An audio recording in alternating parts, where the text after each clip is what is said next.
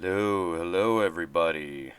Justin Crumley back again with another edition of CuJo's Corner. I promise I'm working on a little opening. I'm going to have my own opening for this. Just for now, you're just going to have to deal with my cringeworthy dialogue that I can just come up with off the top of my head. Also, I'm going to note this. I'm currently watching football at the time that I am recording this. I felt I felt it was necessary. Like, I gotta have football in the background while I'm talking about football. Because if you guys are looking at the screen, we're gonna talk some football. Got a lot of football. Actually, that's gonna be pretty much the majority of the show. I had to kind of look for some other things to talk about. I'm not gonna lie to you guys. So this podcast could be shorter than most. It could be just as long. It really depends how much I feel like talking. But anyway, with all that said, let's not waste any more time. Let's just get straight into the podcast for the week, and let's just address the elephant in the room. So the New England Patriots last night in the their AFC wildcard game against Buffalo. Yeah, there's really no way around it. They got their balls blown off by Buffalo by a score of 47-17. It was just through and through Buffalo. There really isn't too much to say as far as like the complexity of this. Buffalo was just a way better team this night. There was not one play of this game where the Pats were a better team, and I'm not gonna say some crazy shit like it only takes one play, but I am a guy who believes that one play can be the momentum shifter. And if you watched the game last night, you probably know what play I'm talking about. Pats were driving it down. They had just given up 7 to the Bills. It was their opening drive. They had a pretty decent drive coming together. Mac Jones made a good throw to try to hit Nelson Aguilar in the end zone.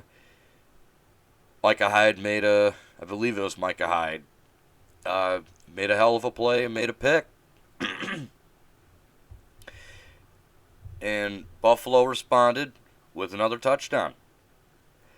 Josh Allen absolutely shredded this New England defense. The New England defense looked absolutely awful in this whole game, but I'll get to that in just a second. I wanna talk a little bit more about that pick and a little bit about Mac Jones. Because I got some things to say about him as far as the season goes. That play in particular was really no one's fault as far as New England goes. Nelson Aguilar was where he needed to be. Mac Jones put the ball in the right place. You just got to give Micah Hyde. You got to give Micah Hyde credit on that. It's just a really good play. Really good play made by a really good defensive back. And Buffalo, I mean, got to hand it to them. I tip my cap to them. They're a good team. They won the AFC East. They did exactly what they were supposed to do. And, look, I'll get to what that means for the New England Patriots in just a minute. But I want to talk about Mac Jones in this game. He played horribly. I just got done talking about the one pick that, in my opinion, really wasn't his fault. There was another interception. He threw 2 picks this whole game. The second interception, I can't excuse anything he did. It was on him.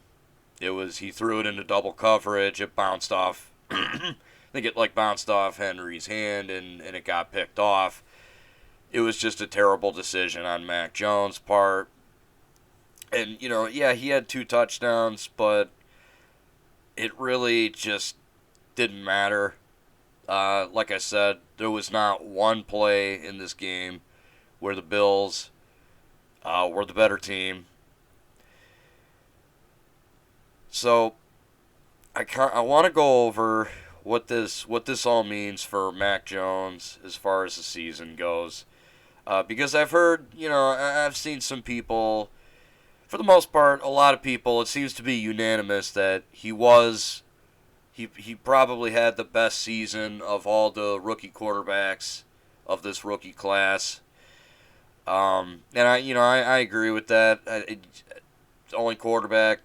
Only rookie quarterback playing in the playoffs, I think, off the top of my head. Yes, because Jacksonville, Houston, Chicago. Yeah. That's yeah. Um. So when you look at that, and the fact that he took over a team that I would say the expectations were in the middle, as far as like people were kind of saying like, oh, they'll probably get 8 or 9 wins. Oh, they'll probably miss the playoffs. I don't know if you guys can hear it, but my dog is barking in the background. But like, oh, they'll, not a lot of people had them going to the playoffs. So just the fact that Mac Jones got them to the playoffs, there is something to be said about that.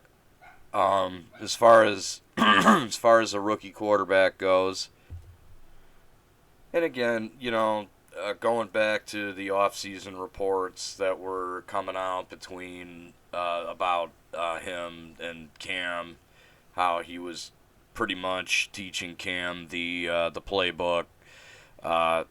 There's just there's nothing but a lot of upswing, I think. However, that said, I do want to go over Mac Jones' numbers and kind of just paint the picture for a little bit of how his rookie season went and how I'm gonna kind of say like my final conclusion on him is that while I think he's a good quarterback and he's gonna get better, there's definitely a lot to improve on. So, in total, damn, sorry guys. In total, he had 3,801 yards, a completion percentage of 67.6. He had 22 touchdowns, 13 interceptions, and 7 fumbles. I believe three of them were lost. I got his stats pulled up right here from Pro Football Reference. Yeah, 3. So it's 3. So 22 touchdowns is good.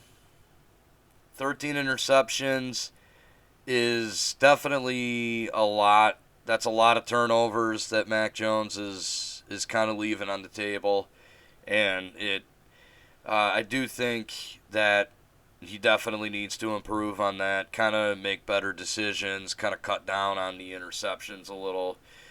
And as you could tell with the fumbles, there could be a plethora of reasons why this is, but I would say like this just kind of indicates that he has to just control the ball a little bit better. But with all that said, and the one more thing, he has one fourth quarter, I believe it's like a fourth quarter comeback and a one game winning drive.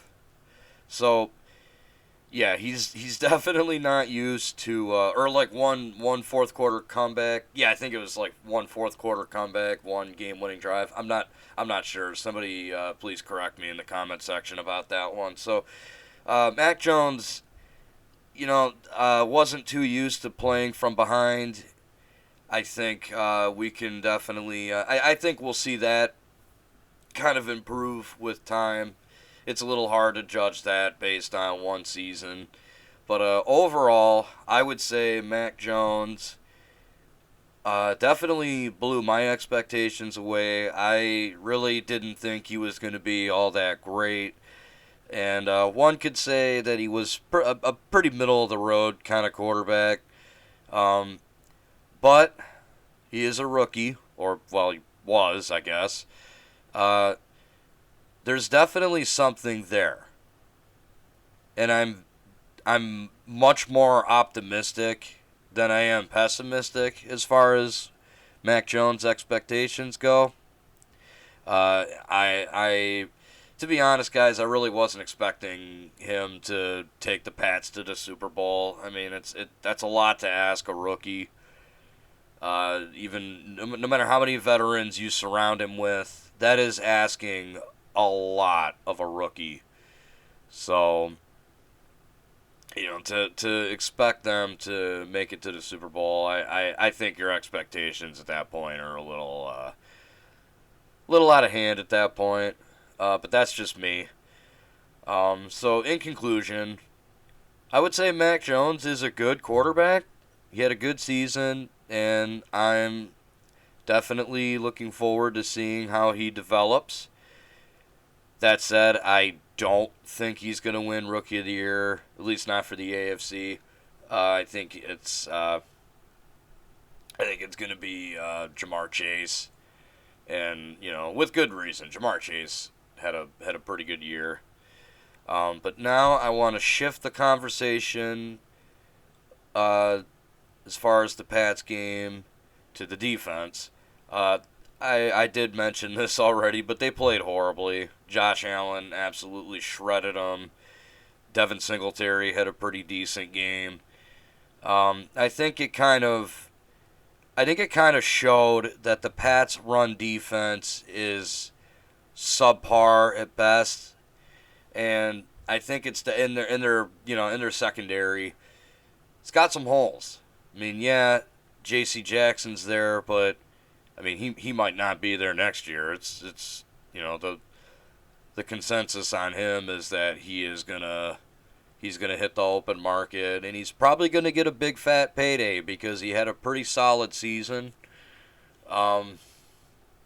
So I think we're gonna have a hole at cornerback. I think they're gonna have to address that either in the draft or maybe in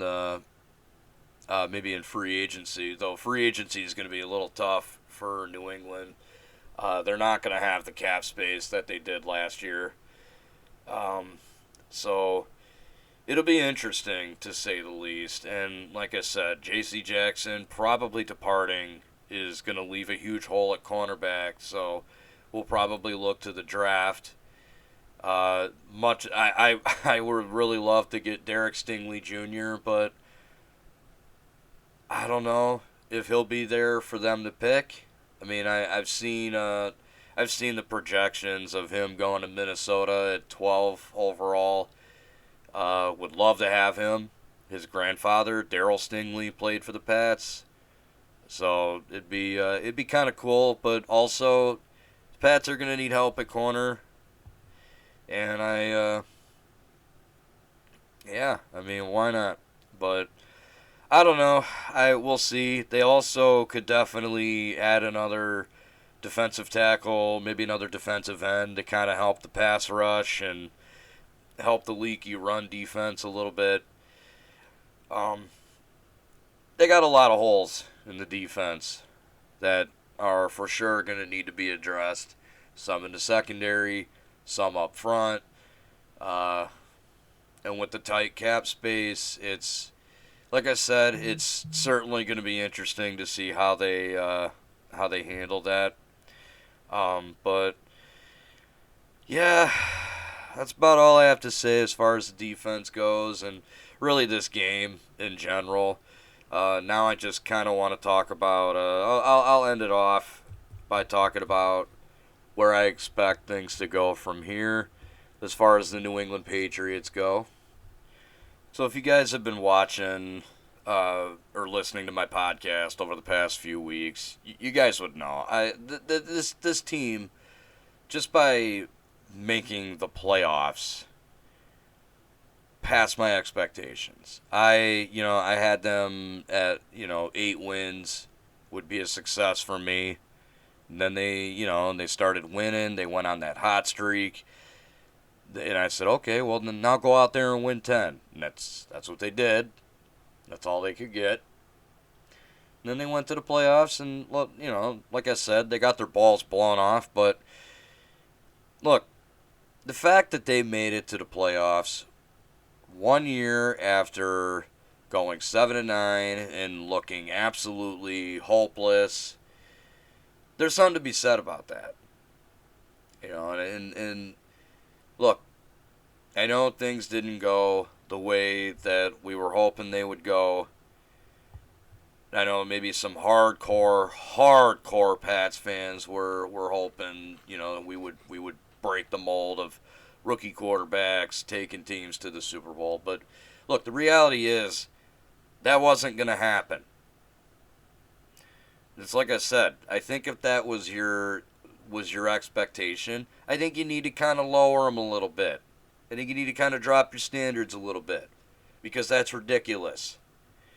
It's not to say that you shouldn't expect the best out of your rookie quarterback, but to expect like a Super Bowl appearance or a Lombardi, I don't know. I think that's a tad bit ridiculous. Now, it is true, I will admit, that game was ugly, but guys, look, I don't think there's anything to be pessimistic about. I think as Pats fans, look, as embarrassing as losing to the Bills was last night, we weren't even supposed to make it to the playoffs. So the fact that we were there, we were one game behind the AFC champions, and I mean, I know it would have been, it's not so much that we lost, it was how we lost. And again, it was embarrassing, but guys, look, I really do think it's nowhere but up from here. I think the Pats are going to be a good team down the stretch. They're built for, the short run. And by the time Mac Jones is due for a contract extension, a lot of the guys we have right now will either be on their last year, or most of them will be probably gone. So we're in a pretty good spot to build around Mac Jones from this point on. We can, and something I forgot to mention. I think it cannot be ignored. We need to add a number one wide receiver. I think that needs to be a priority. I don't know about the market. I would say Chris Godwin would be a good guy to go after, but I don't know what kind of money he's gonna want, and I don't know if the Pats are gonna be able to pay him. So I don't know. I'd have to look more into the free agency field before I go making any proclamations about who they should sign. But I do think they need to give Mac Jones a number one wideout. Kendrick Bourne was good. Nelson Aguilar was good. N'Keal Harry was, for the most part, absolutely absent. Honestly, they ought to just let him, when it comes time to, I don't know if they've already declined his option or not, but they really should. Unfortunately, it's just not working out. Jacoby Myers is, he's kind of like the new Julian Edelman. He's good, but I don't quite see him being like a true number one guy. So once again, it's been an issue for years. And to be quite honest with you, I don't know what they should do, because Belichick's history with drafting receivers isn't always the greatest. At least in the first, I think it's the first round. I don't know if that caveat's there, but Belichick isn't too great at drafting receivers in the first round. And to be honest, the only two that I know of off the top of my head, and maybe this is because I live in Michigan and Big Ten is kind of fresh in my head all the time, Chris Olave, Garrett Wilson. I think Jackson Smith and Jigba is going back to Ohio State. But yeah, Chris Olave and Garrett Wilson. I know Michael Gallup is also going to be a free agent. Although I'd have to look at his numbers. It's going to be interesting, but I do think you have to get Mac Jones a number one, a true number one guy. Because look, I mean Hunter Henry was pretty good, but Jonnu Smith for the most part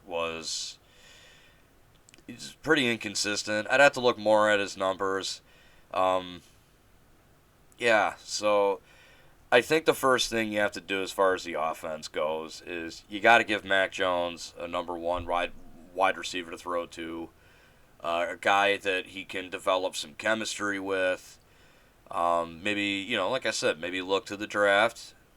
Um, I don't know, but we'll see.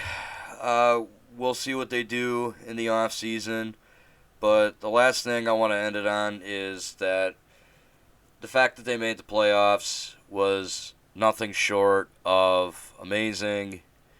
It definitely broke a lot of people's expectations, and I think it's nowhere but up. I'm very optimistic for this team's future. So, moving on to the next thing. So, last week, Monday, was Black Monday.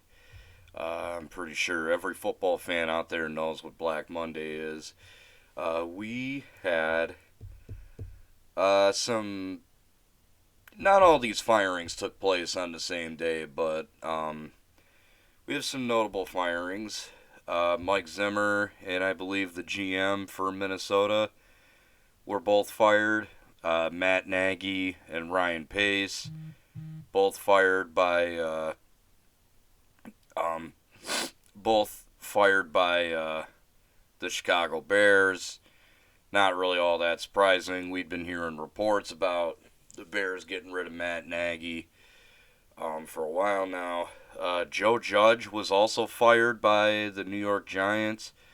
That one came, I think it was a day after. I think it was like Tuesday when they announced that one. Maybe it was Wednesday. I don't know. Um, that was another one that was really not all that surprising. Um, Brian Flores was fired by the Miami Dolphins. Now, I'll talk more about that one in just a second, but David Culley was also fired by the Houston Texans, which means as of right now, at the time I'm recording this, Mike Tomlin is the only black head coach currently coaching in the NFL. Now, I don't expect that to last. I think Brian Flores is going to get a head coaching gig elsewhere. I was actually quite surprised at first when the Dolphins fired him, until the reports started to come out that him and Tua weren't seeing eye to eye. And I'm not gonna bring all this up just to be like, oh, Brian Flores deserved it, or oh, Miami did a stupid thing. Um, I'm just gonna say this. Like, at first, I was a little surprised. I thought Brian Flores was a really good coach. I thought he was taking the Dolphins in a good direction. But when all those reports came out, it kind of made sense that Miami would get rid of him, because when your coach and your quarterback aren't seeing eye to eye, something's got to give. And in this case, it had to be the coach. That said, I do think, and there's conflicting reports as to why it was. Some say that the Dolphins owner, he didn't want Deshaun Watson. Brian Flores did. Other reports are that, Brian Flores and Tua Tagovailoa weren't getting along. Yeah, so all kinds of conflicting reports. But all of that was kind of a recipe for disaster. I mean, it was obvious that, it was just Flores and the guys in upper management weren't getting along. So, and apparently wasn't getting along with his quarterback. So, it was just kind of one of those things. It's like it's not so shocking when you kind of like look into it a little bit. However, that said, I think Brian Flores is a great head coach, and I've heard the Giants I think interviewed him. So yeah, I just think wherever Flores goes, he'll do all right. Hopefully, it works out better for him than it did in Miami. Uh, David Culley is another one that kind of surprised me a little bit because when you look at the Houston Texans, you look at the situation with like Deshaun Watson, and I'm not gonna get into all that, but you you look at everything going on. I don't think anyone had Houston. I think everybody thought Houston was going to compete for like a number one overall pick. Like nobody thought they were going to be that great. So I don't know what they were expecting David Culley to do. I like nothing. I don't know anything about that one. So if anyone has any information on that, please let me know in the comment section below. Um, like I said, he was a first year head coach taking over a team that wasn't really expected to do much and was dealing with a situation with their star quarterback that, let's face it, a lot of guys wouldn't handle very well. And by that I mean like the coach, in position of the coach. A lot of coaches wouldn't, I don't think would have handled the situation too much better. I off the top of my head, I don't remember what Houston. I think Houston had like 4 wins. That's actually pretty good, I think, for what this team was expected to pump out. Davis Mills actually wasn't too bad either. He actually showed a little bit of some development there. So yeah, that one kind of shocked me a little bit. I thought for sure that Houston was going to hold on to Cauley, but yeah, maybe they see a better coach on the market. Maybe they want to get Flores because it's being heavily reported that Deshaun Watson wants to play for Brian Flores. So who knows? Maybe that's what their plan is. But whatever the case, the two firings that really shocked me were the Brian Flores firing and David Culley. I thought they were two coaches that for sure were safe for where they were at, and for the situations that both men were in. Now, as far as like Mike Zimmer, Matt Nagy, Joe Judge, yeah, I wasn't at all surprised to hear these guys got fired. Joe Judge was just absolutely terrible with the New York Giants. Mike Zimmer has just kind of been faltering for a few years now, and Matt Nagy has, I don't know, it feels like, kind of feels like he's the new age North Turner, as in like they should have fired him 2 or 3 years ago, but they kept him around for whatever reason.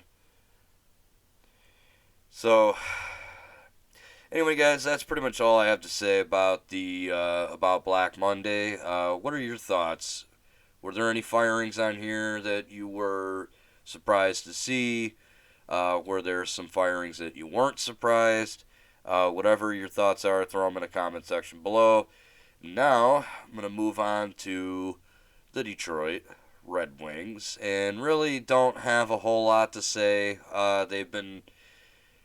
They won last night, but they had a couple games on the road against San Jose and Anaheim, and they lost both games. And I think before that, they lost 2 games before that. There was a whole bunch of games that got canceled and moved around because of COVID, and they were losing a whole bunch of games. A couple of those were in overtime, so they still get a point for both of those. But I guess for me, as a Red Wings fan, watching them playing right now,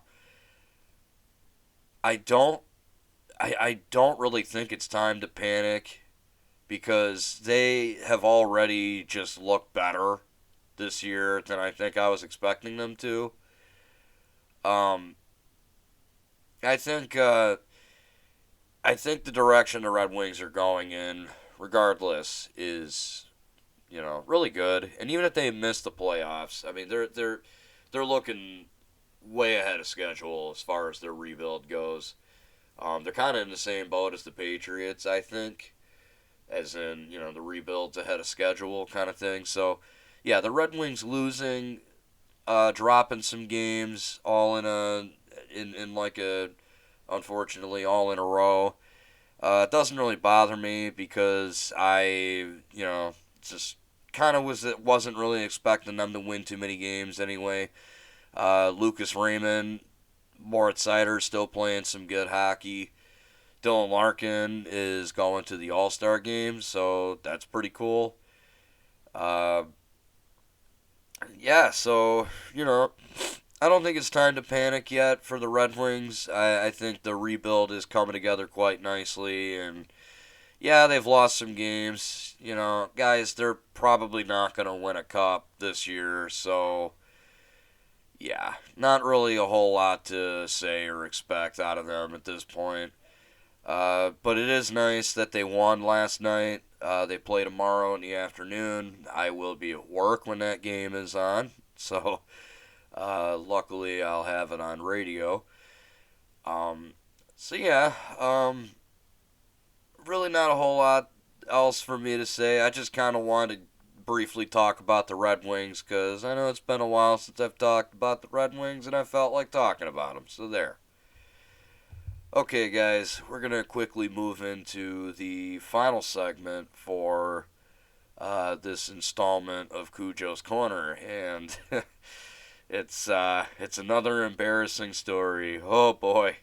Uh, so last week was a lot of fun. If you guys want to listen to the one that I gave last week, be sure to check out my podcast from last week. It's toward the end of the show, just like I do every week.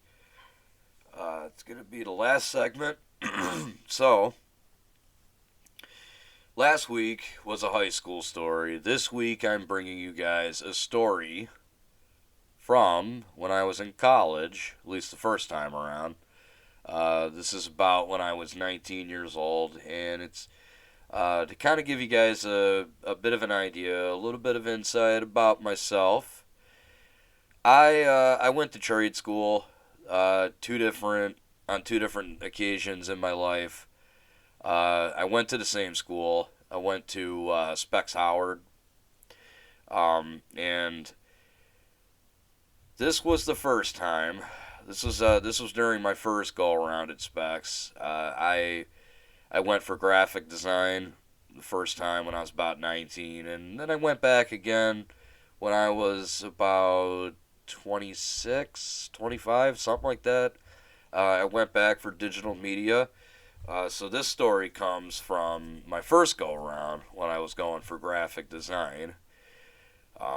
We had to present like a poster for like an event, and I'm not sure if it had to be like if there was an option for like a real event or not. But I had actually had something I had done in high school, my high school graphic design class, for some made up event called Rockfest. Now I'll put a picture up on the screen for you guys to see. Because that poster is actually going to be the focal point of the story. Um, and I'm sure me highlighting the part, I'll highlight the part specifically. But anyway, guys, so we had to present we had to present like a poster for an event. And like I said, I think it had to be fictional. Maybe it could be based on a real event, but I decided to use an old sign that I had did in high school for a fictional event that I made up called Rockfest. As you can see on the screen. And I mean, there's nothing, I don't think there's anything inherently bad about the poster. Even now as I look at it, there's some things I would definitely change. It's Definitely a very obnoxious poster, to say the least. um, but I remember presenting the poster to my class, and I'm thinking the whole time, despite getting a little bit of anxiety, a little bit of stage fright, I remember getting to the end of the presentation, and I was just like, "Oh yeah, man, I so killed it. I got it, man. Man, I nailed it. You know, I was like, I was so proud of myself. I was like, oh, I fucking nailed it, man. I got this shit." Somebody, I didn't even like. I felt so stupid when this was brought to my attention. Somebody had pointed out on the poster, and I'm sure you guys have already seen it, but I'm gonna go ahead and highlight it specifically to kind of single it out. Right there on the poster, it says I think something about parking, and then says admission is free. So you guys get the oxymoron there, right? Like you get it. There's somebody had asked me why I felt the need to put that there, and they were like, "Wouldn't the ticket be like the admission? Like you wouldn't need to pay it? Wouldn't parking?" Because I think it was like I said, parking is free or something, and admission's free or whatever. But like, yeah, like the ticket is your admission. So somebody just asked me like, why would you feel the need to put admission is free? And I was like, I didn't know how to answer. I seriously didn't know how to answer it. I'm sitting there looking like an idiot, and I'm like, I can't believe I put that there. I can't believe I didn't notice that obvious mistake. I should have put something about like parking or something, or maybe I did, just left it at that, just take that line out. It was just, it was super embarrassing. It really was. I honestly think if I had presented that to a bunch of professionals, I probably would have got laughed out of the room. I really do. Luckily, it was a bunch of college kids, and I was I was spared that agony. So, but yeah, and look, as I look at it now, as a 29-year-old, little more experienced graphic designer, it's, I don't think it's a bad poster, but it's definitely one I would probably want to redo, to say the least. Definitely could do way better with the text, maybe a little bit better with the logos, and I don't know, the background's a little, little loud, but anyway, I did it in high school, so cut me some slack. Any graphic designers that happen to stumble across this podcast in the video format. But anyway, guys, that is going to wrap things up for this edition of CuJo's Corner. So go ahead and give me your thoughts, your opinions on everything we talked about in this podcast below. What are your thoughts about my poster, too? Like, I'm really curious. What do you guys think about that? Now, do keep in mind I was in high school when I made that, so don't judge. Don't judge me too hard. But anyway, guys, that's all I got for you guys today. Really appreciate you guys taking the time to listen to this or watch the video. I really do appreciate it. It's it's really great to anyone that wants to sit down and hear what I have to say. Um, and yeah, so until next time, I'm Justin Crumley, and this is CuJo Productions saying, stay awesome.